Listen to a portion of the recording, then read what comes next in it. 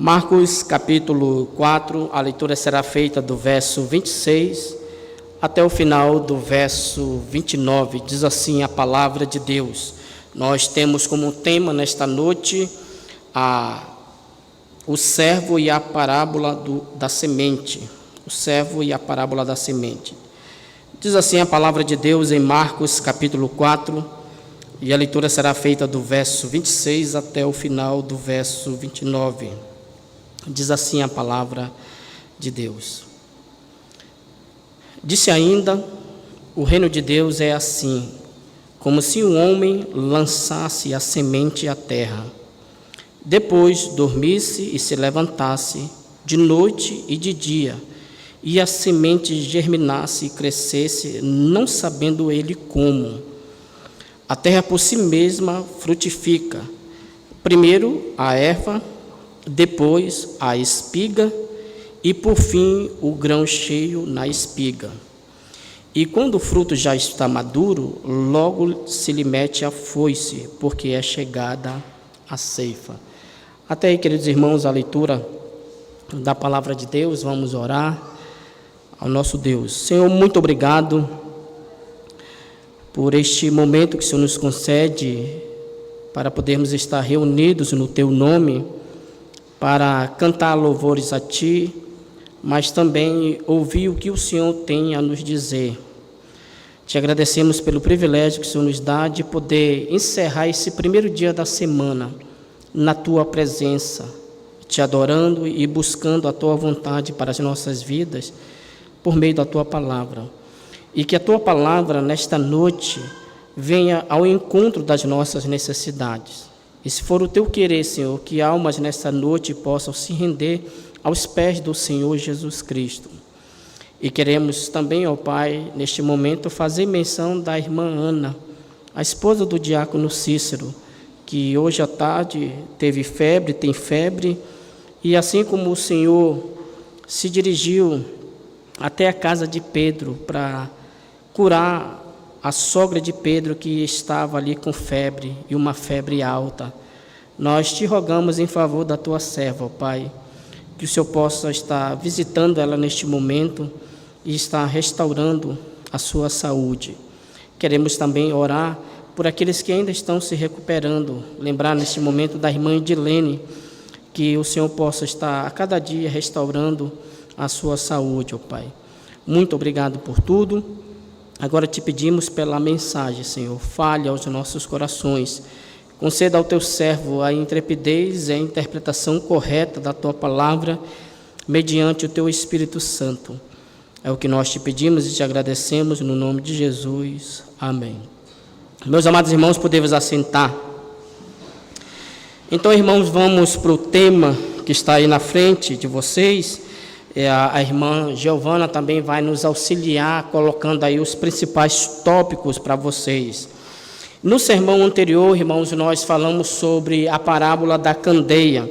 E nós explicamos para os amados irmãos 4 verdades que o Senhor Jesus Cristo falou na parábola da candeia, explicando para vocês que a própria parábola da candeia, ela diz respeito acerca de Cristo. Se vocês deram uma olhada no verso 21, nós falamos para os amados irmãos 4 verdades, que Jesus é a verdadeira luz que não pode ser impedida de brilhar. Se vocês deram uma olhada no verso 21, também lhes disse: vem porventura a candeia para ser posta debaixo do alqueire, ou para ser posta debaixo da cama, não vem antes para ser colocada no velador? É interessante que o Senhor Jesus Cristo, quando ele usa esse método parabólico, contando então esta história, esta parábola para os discípulos, ele está dizendo que os fariseus, a pequena luz que eles tinham acerca de Deus, eles estavam escondendo a luz de Deus debaixo de um entulho de tradições e de legalismo que provém do homem. E o Senhor Jesus Cristo veio justamente não para que a sua luz fosse ofuscada pela a tradição humana, pelo legalismo judaico, ou então pelo liberalismo do tudo pode.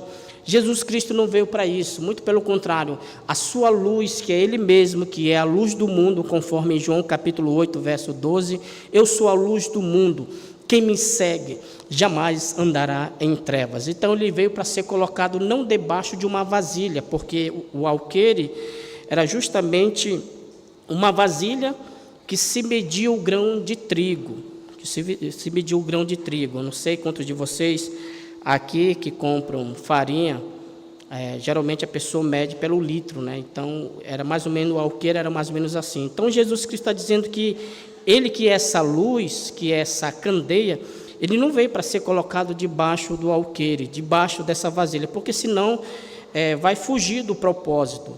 Ele veio justamente para ser colocado no velador, num local de destaque onde a sua luz possa brilhar.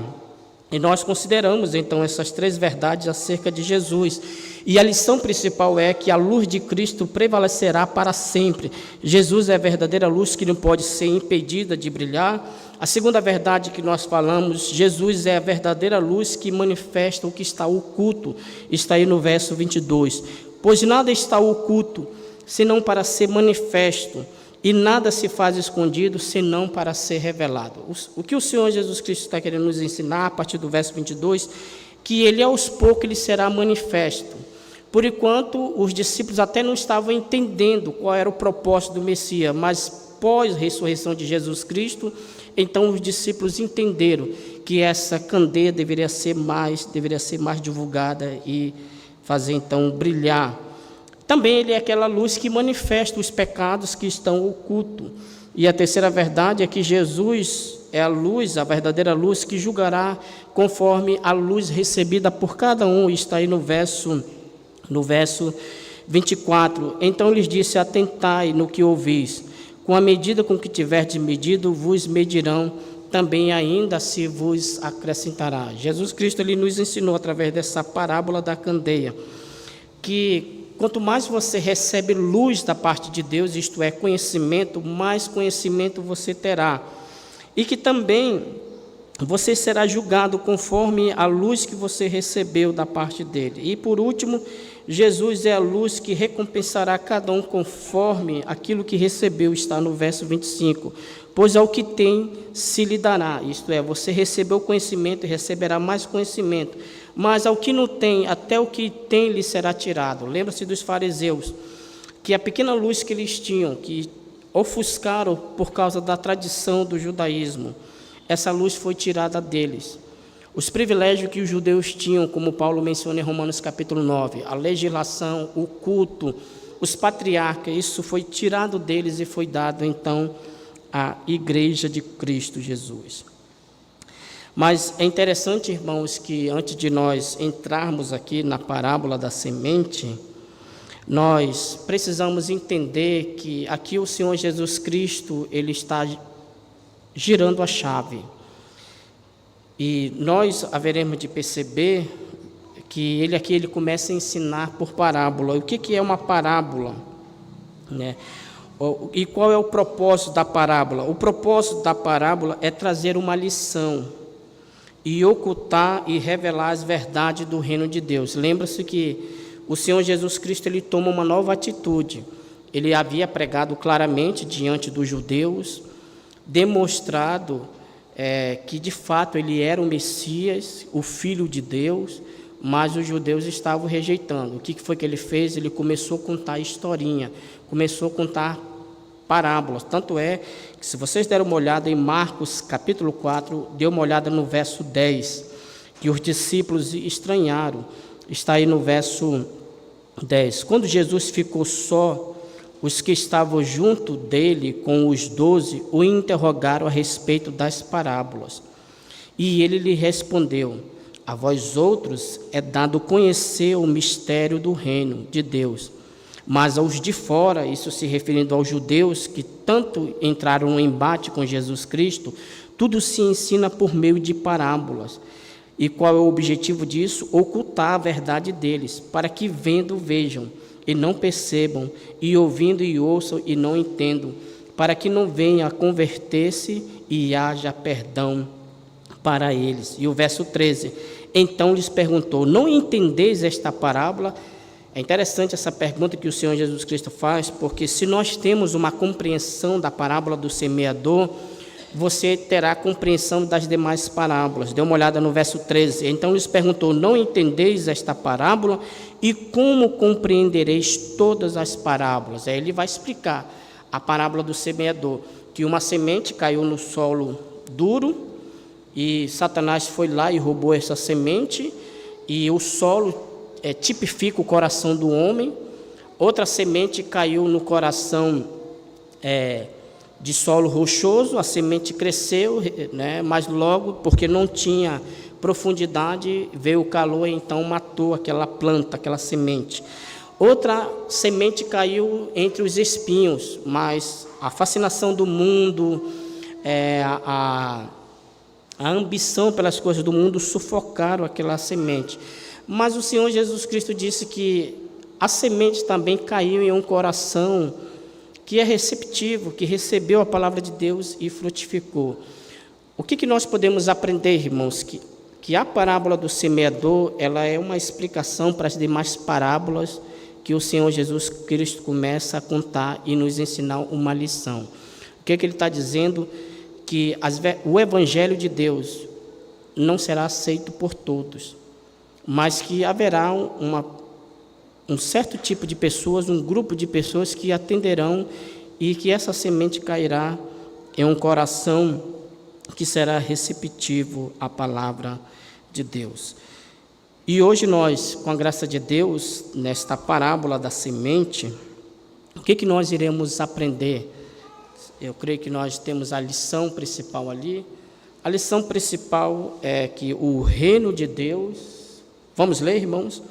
O reino de Deus crescerá de maneira misteriosa e progressiva, independentemente da ação ou oposição humana. Até aí.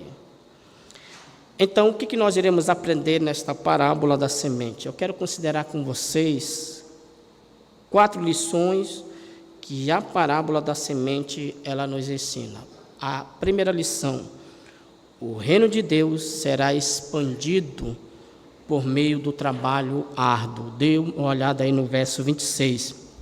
Disse ainda: o reino de Deus é assim, como se um homem lançasse a semente aonde? Na terra. E observe, irmãos, porque os discípulos eles estão chocados. Mestre, agora o senhor está falando por meio de parábola, mas aí que a verdade acerca do Senhor é que as pessoas não vão entender mesmo. Aí o Senhor Jesus Cristo, mas esta é a razão: ocultar verdades para aqueles que rejeitam sempre o Evangelho de Deus e revelar para aqueles que têm interesse nas coisas de Deus. Por esta razão, o reino de Deus ele será que nem um agricultor que trabalha de forma árdua. O reino de Deus é semeado pela ação humana. E nós vamos, uma explicação desse texto: o reino de Deus é assim, como se um homem lançasse a semente à terra. Jesus aqui, irmãos, usa a imagem de um agricultor que lança a semente. E o agricultor aqui, ele representa o trabalho da pregação e do testemunho do Evangelho. O agricultor, ele sai. É a função que eu estou fazendo hoje. Hoje eu sou um agricultor celestial. E o que eu estou fazendo aqui nesta noite? Eu estou lançando o quê? A semente. Para eu preparar este sermão foi trabalho árduo, né? Passei a semana toda verificando os tópicos, pontos, as verdades, pesquisa em comentário bíblico, verifica no grego o significado de tal palavra. Então houve um esforço da minha parte de separar a semente, que é a palavra de Deus, e pegar essa semente, trazer para vocês. E agora, nesse momento, qual é o meu papel? Eu estou com as sementes nas mãos, que provém da onde? Que é a própria palavra de Deus. Estou fazendo agora, eu estou semeando. Então, qual é a aplicação para as nossas vidas? Que o nosso papel é semear a palavra de Deus, mas o crescimento não depende do nosso controle. O ato de semear é um trabalho de fé, confiando que Deus trará o crescimento. Dê uma olhada aí no verso 26, disse ainda: o reino de Deus é assim, como se um homem lançasse a semente a terra. Ele está saindo, esse agricultor. Jesus Cristo aqui, lembra-se que ele é o carro-chefe, ele é o primeiro que veio a semear, veio o precursor dele, João Batista, que pregou o reino de Deus, né? Em Marcos é bastante claro que João Batista veio e pregou arrependimento. Jesus Cristo também, se vocês derem uma olhada rapidamente em Marcos capítulo 1, verso 14, depois de João ter sido preso, foi Jesus para Galiléia, pregando o evangelho de Deus, dizendo: o tempo está cumprido e o reino de Deus está próximo, arrependei-vos e crede no evangelho. E a pergunta é, irmãos, o Senhor Jesus Cristo, como agricultor, ele teve um árduo trabalho de espalhar, de pregar o evangelho, principalmente na Galiléia, na Judéia, e depois que ele vai assunto ao céu, em Atos capítulo 1, verso 8, ele diz assim: mas recebereis o poder ao descer sobre vós o Espírito Santo, e sereis as minhas testemunhas. Vocês serão os meus agricultores celestiais. Vocês haverão de espalhar e lançar a semente, não uma semente, mas a semente celestial.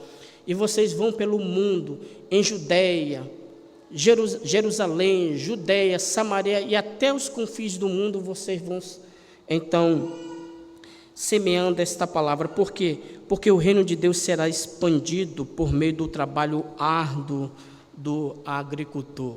A segunda lição que nós podemos aprender, irmãos, que o reino de Deus crescerá em seu devido, o que diz o texto aí? Em seu devido tempo. Dê uma olhada no verso 27. Depois dormisse e se levantasse de noite e de dia, e a semente germinasse e crescesse, não sabendo ele como. É interessante essa segunda lição aqui, essa explicação: e dormisse, se levantasse de noite e de dia, a semente brotasse e crescesse, não sabendo ele como. O que o Senhor Jesus Cristo está querendo nos dizer com isso, irmãos? Que o crescimento acontece, não sabendo ele como, há um elemento de mistério e de sobrenaturalidade aqui. O que nós podemos aplicar sobre a nossa vida? Que o semeador, o agricultor, nós não controlamos esse crescimento da semente. Ela acontece espontaneamente como Deus quer. Quando o evangelista Marcos narra essas palavras do Senhor Jesus Cristo, depois dormisse, se levantasse, ele não está dizendo aqui que o semeador ou o agricultor ele não teve trabalho, não. Qual é o papel do agricultor? Isso aqui é bastante peculiar aos irmãos daqui de Codajás, principalmente para quem é agricultor. Então, qual é o trabalho do agricultor? É um trabalho árduo, irmãos. Ele vai ter que fazer o quê? Vamos pensar aqui no açaí. Ele vai ter que limpar, né, roçar ali todo aquele quarteirão, não é isso? Vai ter que roçar, vai ter que arar a terra, vai ter então que trazer ali aquelas plantas que já, né, já vem todo já o pé de açaí, né? Mas vamos pensar, ele tem todo um trabalho de lançar a semente. Ele trabalhou o dia todo e à noite o que ele vai ter que fazer? Ele vai ter que descansar, ele vai ter que dormir. Durante essa dormida dele, a terra está parada? Não, olha o que diz o texto.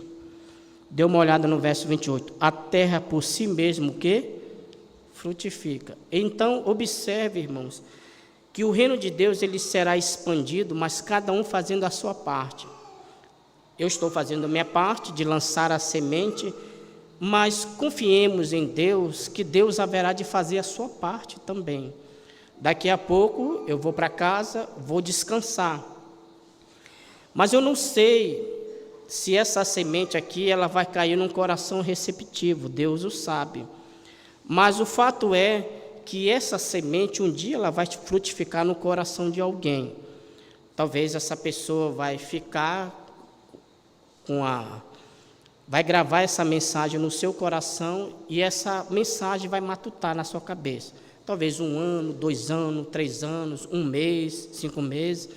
E depois pode vir outro pregador aqui e pregar a palavra de Deus, e ele vai e se converte. Lembra-se daquilo que Paulo falou em 1 Coríntios capítulo 3? Eu plantei, Apolo regou, mas quem deu o crescimento foi Deus.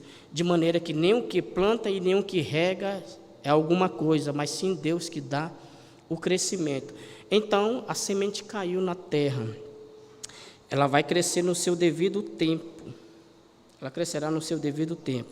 Nós não controlamos como e quando o crescimento acontece, mas devemos confiar na obra de Deus, que é invisível e misteriosa.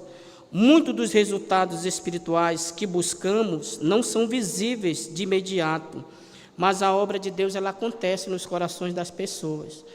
O que isso nos anima o pregador, irmãos, porque às vezes nós queremos que a obra de Deus cresça de forma imediata. E às vezes nós atrapalhamos o processo da semeadura. Às vezes queremos enxertar coisa demais e a semente pode ser danificada. O que o Senhor Jesus Cristo está nos ensinando aqui para a sua igreja? Paciência. O nosso papel é de lançar a semente. Não adianta a igreja ficar inventando marmota. Ali a gente tem que, meu Deus do céu, os jovens estão sumindo da igreja e nós precisamos inventar alguma coisa, irmãos. Eu quero deixar bastante claro aqui, eu não sou contra fazer nenhum tipo de ação social, que seja com jovens, fazer um jantar dos casais. No entanto, a gente não pode se tornar um consumista desses produtos. Porque o que a igreja tem assim vivido?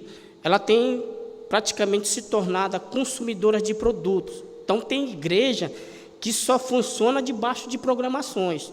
Olha, terminou o jantar dos casais, no próximo mês já vai ser o acampamento do jovem. E tal, terminou o acampamento do jovem, já vamos fazer uma programação para as crianças. E sempre assim, a igreja ela vai sobrevivendo de ativismo, de consumir essas programações que a igreja realiza, porque ela valoriza o culto de doutrina, onde também a palavra de Deus é pregada, o culto normal, a semana de oração, né? A EBD, a Escola Bíblica Dominical, que é também para o crente valorizar, mas não, ele fica nesse ativismo, querendo não, tem que ter programação em cima de programação. Se essas programações se acabam, o que acontece com esses crentes? Eles somem.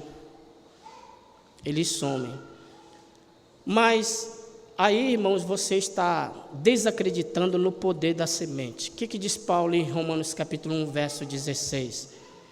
Não me envergonhe do Evangelho, pois ele é o poder de Deus para a salvação de todo aquele que nele crê, primeiro dos judeus e depois dos gregos.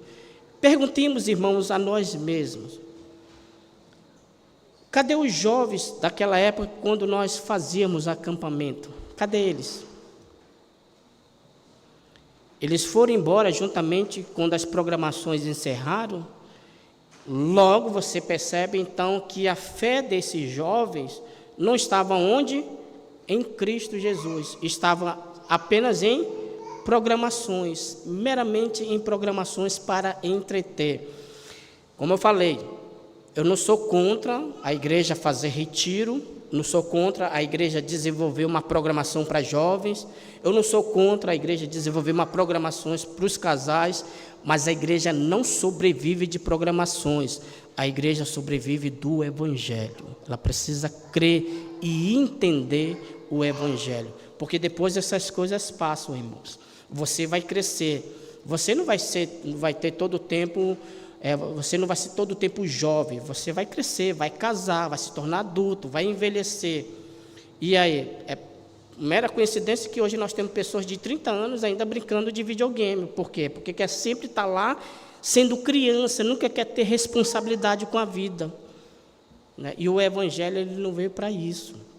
O Senhor Jesus Cristo está nos ensinando nessa segunda lição que o obreiro ele tem que ter paciência, calma, vai descansar, vai dormir. Você já fez a sua parte, você já foi lá, plantou o seu açaí, mas quando você chega de manhã, olha rapaz, o meu açaí como está bem verdinho, aí Quem foi que fez ele ficar bem verdinho? Quem foi que deu poder a este açaí de ficar bem vivinho? Quem foi? Foi você ou foi Deus que tem um controle sobre tudo, irmão? Foi quem? Foi Deus, irmão. De igual modo, trazemos então essa aplicação para as nossas vidas. É a semente no coração dos ouvintes. Calma, nós precisamos ter calma, que a palavra de Deus ela vai dar o seu fruto no seu devido tempo. Mas porque nós queremos as coisas de forma imediata, nós barateamos o Evangelho de Deus e trocamos o Evangelho de Deus por coisas que não satisfazem, irmãos. O que toda criança precisa, irmãos, é do Evangelho. O que os nossos jovens precisam é do Evangelho. O que os adultos precisam é do Evangelho. O que os anciãos precisam tão somente é do Evangelho.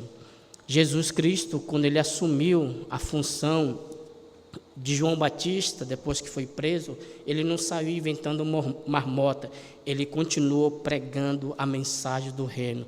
Arrependei-vos e convertei-vos, porque está próximo o reino de Deus. E eu quero neste momento lembrar de um certo missionário na África. Ele pregava, aquele missionário, eu me esqueci o nome dele. Ele foi para a África como missionário e lá ele ficou tanto tempo lá e nenhuma pessoa se converteu. Depois aquele missionário veio a óbito, faleceu no campo. E depois que ele faleceu, irmãos, aí que as almas foram aparecer por causa do testemunho daquele missionário. Não sei quantos de vocês já ouviram de um pastor que ele estava tão desanimado, porque só tinha 3 gatos pingados no culto. Ele estava tão desanimado, queria ir embora, e nesse dia ele decidiu pregar o último sermão dele, no domingo à noite. E este sermão era o sermão de despedida dele, que ele estava muito triste, porque ele tinha lutado bastante, pregado bastante o evangelho do reino, e nenhuma pessoa havia se convertido. E aí, no final, ele se despedindo do pessoal, pediu: olha, gente, eu estou indo embora, é o meu último sermão, mas antes de eu me despedir de vocês, as pessoas que estavam ali, que eram 4 pessoas que estavam assistindo a sua homilia, a sua mensagem, vocês podem dar um testemunho, né? Aí veio uma pessoa na frente e disse: olha, pastor, né, perdão,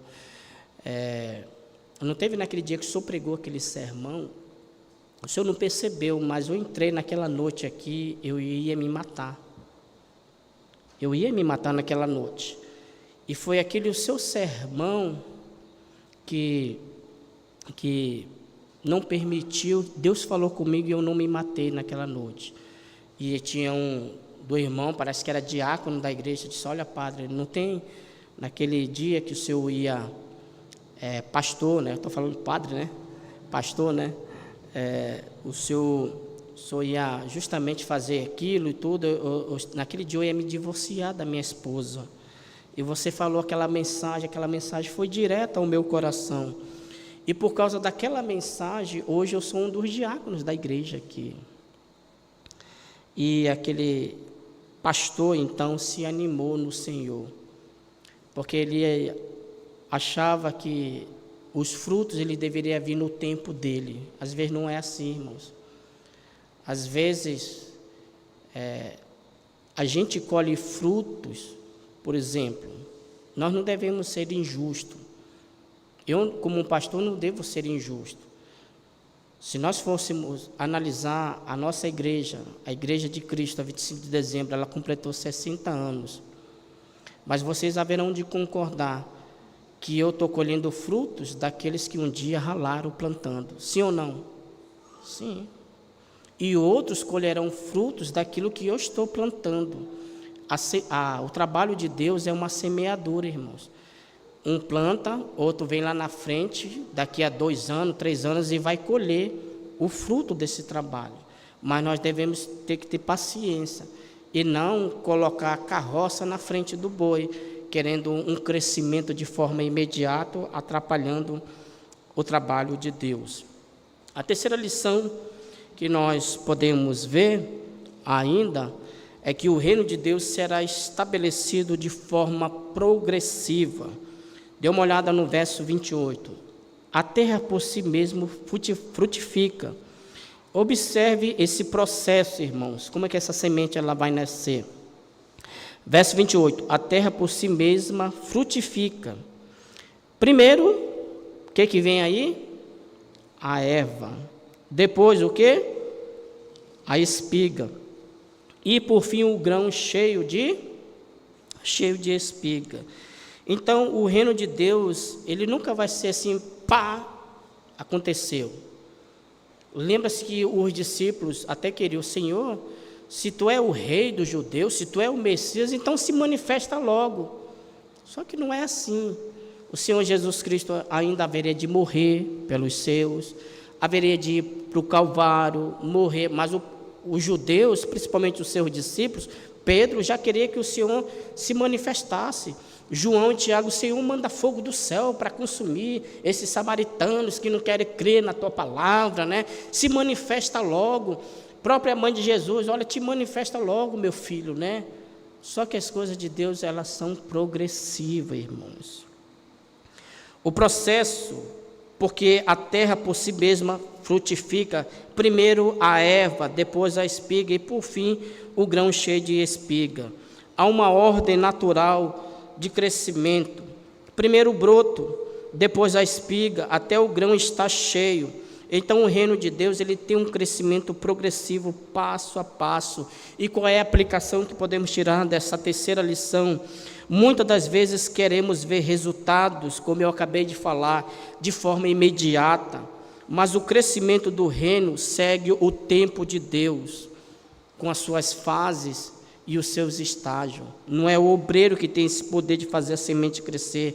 Por isso, cada irmão, cada professor de EBD, cada professor de criança deve ser paciente no ministério e na vida cristã, sabendo que o crescimento ocorre no tempo de Deus.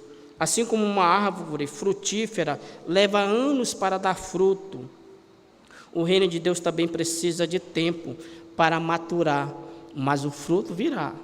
Isso é fato, o fruto ele virá. Os irmãos sabem que nós temos um coqueiro ali, já está alto que sopra, então para a gente pegar o coco a gente tem que colocar uma escada.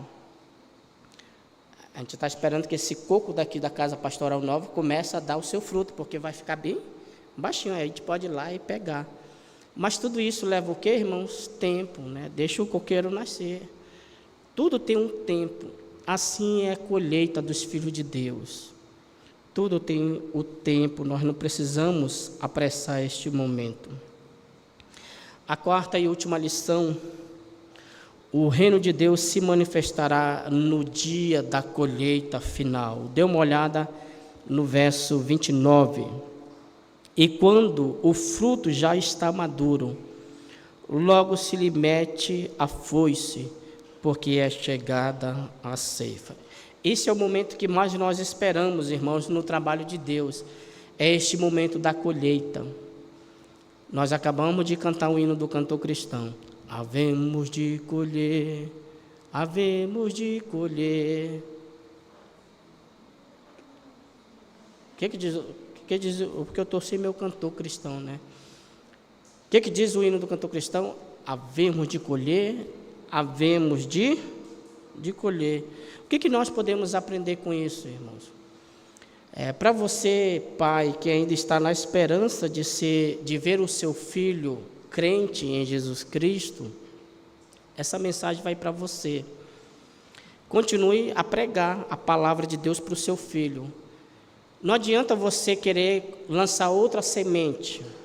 Você tem que pregar a semente do Evangelho. Não adianta você plantar uma semente de melancia e querer colher manga. Não vai dar certo.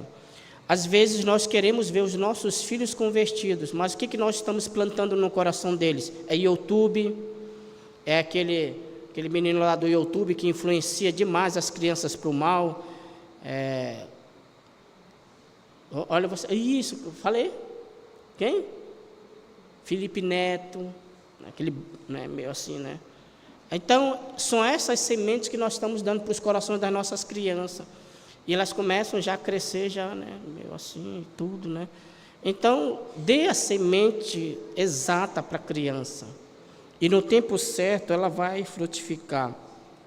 A colheita final é certa, irmãos. E qual é a explicação do verso 29? Quando o fruto se mostra, logo se mete a foice, porque é chegada a ceifa.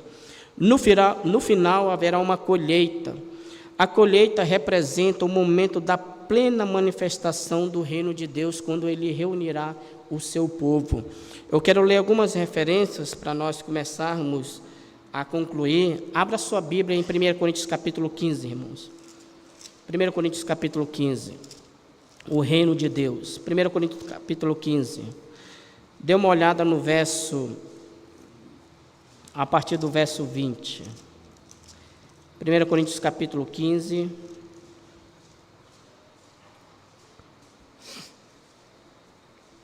Observe aí o verso 20. 1 Coríntios capítulo 15, verso 20. Mas de fato, 1 Coríntios 15, 20. Mas de fato Cristo ressuscitou. Olha o processo da semeadura aqui. Mas de fato Cristo ressuscitou dentre os mortos, sendo Ele as primícias dos que dormem. Visto que a morte veio por um homem, também por um homem veio a ressurreição dos mortos. Porque assim como em Adão todos morrem, assim todos serão vivificados em Cristo. Cada um, porém, por sua própria ordem. Cristo as primícias, depois os que são de Cristo na sua vinda, e então virá o fim, quando Ele entregar o reino ao Deus e Pai, quando houver destruído todo o principado, bem como toda a potestade e poder. Porque convém, observe o verso 25, que Ele reine até que haja posto todos os inimigos debaixo dos pés. O último inimigo a ser destruído é a morte, porque todas as coisas sujeitou debaixo dos pés. E quando diz todas as coisas lhe estão sujeitas, certamente exclui aquele que tudo lhe subordinou. Quando, porém, aí vai chegar o final da colheita aqui. Quando, porém, todas as coisas estiverem sujeitas, então o próprio Filho também se sujeitará àquele que todas as coisas lhe sujeitou, para que Deus seja em tudo, em todos. Quando de fato Ele, Jesus Cristo, no final aí do verso 24, então virá o fim, quando Ele entregar o reino de Deus e Pai, quando houver destruído todo o principado, bem como toda potestade. Chegará aquele momento da colheita, irmãos. Mateus 25 nos diz que Jesus Cristo Ele vai enviar os seus anjos. E vai chegar um momento que essa semente que nasceu no coração do ser humano, naquele ser humano que creu no Evangelho, vai chegar um momento que a trombeta vai tocar. Jesus Cristo Ele vai enviar os seus anjos nos 4 cantos da terra. E eles vão sair recolhendo, pegando, metendo a foice, tirando os eleitos dessa terra, fazendo a sua grande colheita e levando para os céus, para a eterna glória. Mas ainda não chegou esse momento. Haverá de chegar, mas esse momento, por enquanto, é o momento da semeadura. Mas esperemos em Deus que haverá este momento da colheita. E qual é a aplicação para as nossas vidas? A ceifa final nos lembra que no tempo de Deus veremos a plenitude do seu reino. Irmãos, eu espero muito chegar esse dia do grande reino de Deus, onde você vai se familiarizar com pessoas que de fato amam a Deus. Vai ser tão bom naquele dia, não vai ser que nem hoje. Olha, o culto vazio, né? Naquele dia todos estarão adorando a Deus. Naquele dia você vai poder conversar com gente. Olha, quanto eu amo estudar a Bíblia, quanto eu amo adorar. No céu, nesse dia da grande colheita, não vai ter ninguém lá no céu embirrado. Eu estou aqui porque eu não quis, eu estou aqui porque esse Deus me trouxe. Não. Essa colheita final é a última colheita dos frutos de Deus, das pessoas que foram salvas pelo Evangelho de Cristo Jesus, que creram em Cristo Jesus. Aí você vai se conectar. Sabe aquele tipo de pessoa que, poxa, rapaz, eu me identifiquei com você. Mas sabe por que você se identificou com aquela pessoa? Porque aquela pessoa se identifica com Cristo também. Aquela pessoa pertence a Cristo. Você não vai ter aquela divisão. aquela dicotomia onde você gosta de fazer as coisas de Deus, mas aquela outra fica puxando você. Não, eu quero ir para a festa, eu quero, não, mas vamos para a igreja, não, mas eu quero para isso, para aquilo. Não vai ter. No reino de Deus todo mundo gostarão da mesma coisa que Deus gosta. Por isso, a ceifa final nos lembra que no tempo de Deus veremos a plenitude do seu reino. Nossa esperança está na certeza dessa colheita. Nossa responsabilidade é continuar a semear, confiando que Deus trará os resultados, tanto no presente quanto na consumação dos tempos. E qual é a ilustração, irmãos? Assim como o agricultor tem confiança de que a colheita virá, mesmo não vendo o crescimento diariamente. Quem plantou agora, tem plantado, agora você está aqui no culto, você não está vendo neste momento a semente morrendo e depois ela nascendo de novo. Você não consegue ver, porque isso está invisível aos seus olhos. Mas Deus está lá trabalhando no coração da pessoa. Então, assim como o agricultor tem confiança de que a colheita virá, mesmo não vendo o crescimento diariamente, devemos ter fé na certeza da colheita do reino de Deus. Isso vai ser certo, irmãos. Tirando 3 lições aqui para as nossas vidas, irmãos. Primeira lição que podemos tirar dessas verdades que aprendemos da parábola da semente. A primeira lição em aplicação é que Jesus ensina que o reino de Deus cresce de forma misteriosa. Independente do esforço humano, ela se desenvolve gradualmente até a colheita final. O meu papel é lançar a semente.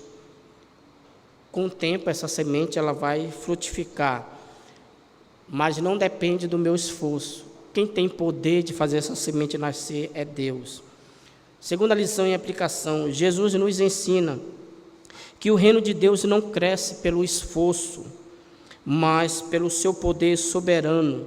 Nosso papel é semear a palavra com fidelidade, confiar no processo invisível de Deus e aguardar com esperança a colheita final que certamente virá.